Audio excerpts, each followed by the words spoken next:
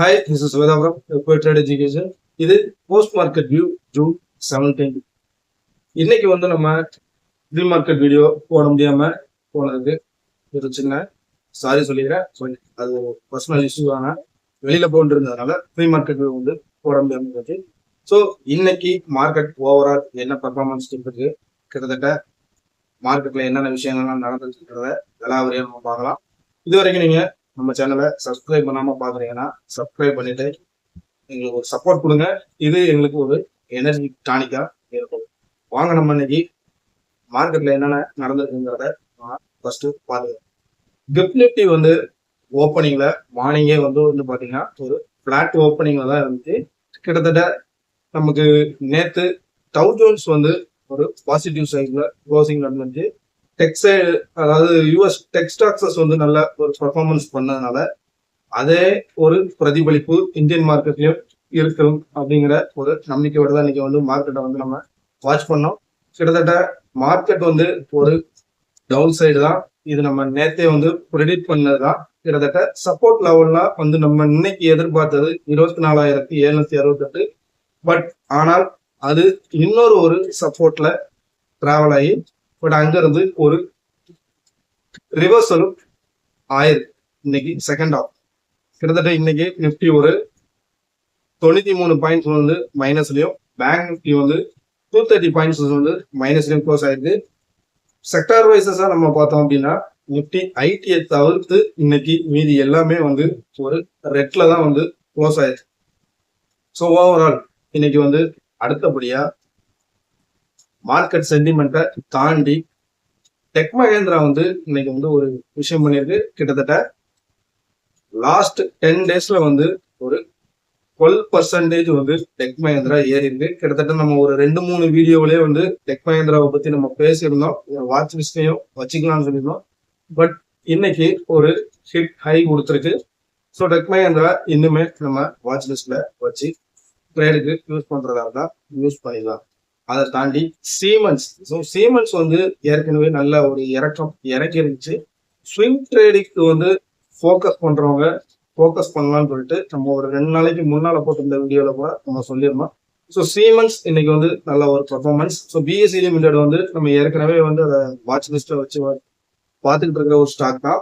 But அது இன்னைக்கு ஒரு பெரிய பர்ஃபார்மன்ஸ் இல்லை. ஆனா சீமென்ஸ் வந்து ஒரு 50 ரூபாய் வரைக்கும் நல்ல ஒரு ஏற்றம் கிடக்கும்.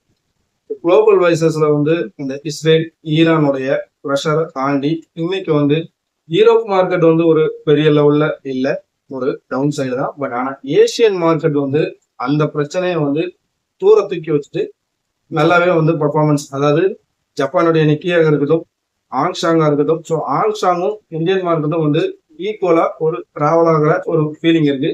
ஸோ அதை தாண்டி தைவான் இண்டெக்ஸ் வந்து இன்னைக்கு நல்லாவே வந்து ஒரு பர்ஃபார்மன்ஸ் கொடுத்துருக்கு.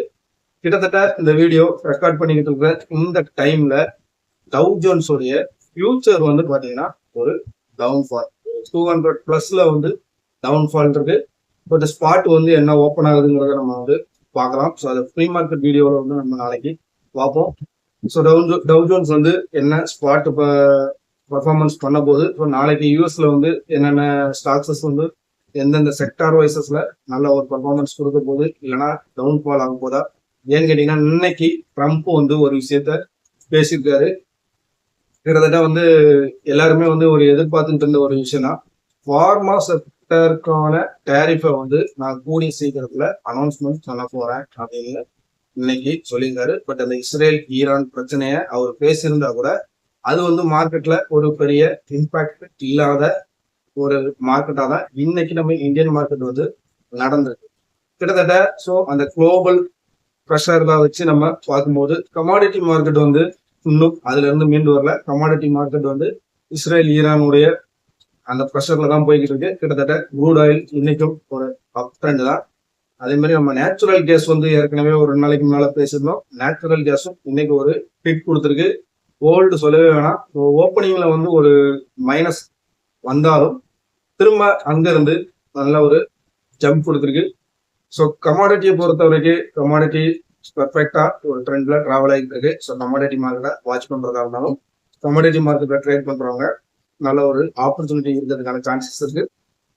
ஸோ இன்னும் இந்த இஸ்ரேல் ஈரானுடைய சீஸ்பயர் எப்போ வருதுங்கிறத எதிர்பார்த்து நம்ம மார்க்கெட்டோடைய அடுத்த மூமெண்டம் இருக்கும். பட் ஆனால் அதுக்கான சான்சஸ் வந்து ரொம்ப குறைவாக இருக்கிற மாதிரி தான் வந்து குளோபல் நியூஸஸ்லாம் வந்து சொல்லுது. ஓவரால் நம்ம நிப்டி டெக்னிக்கலா என்ன ப்ரெடிக்ட் ஆகுது?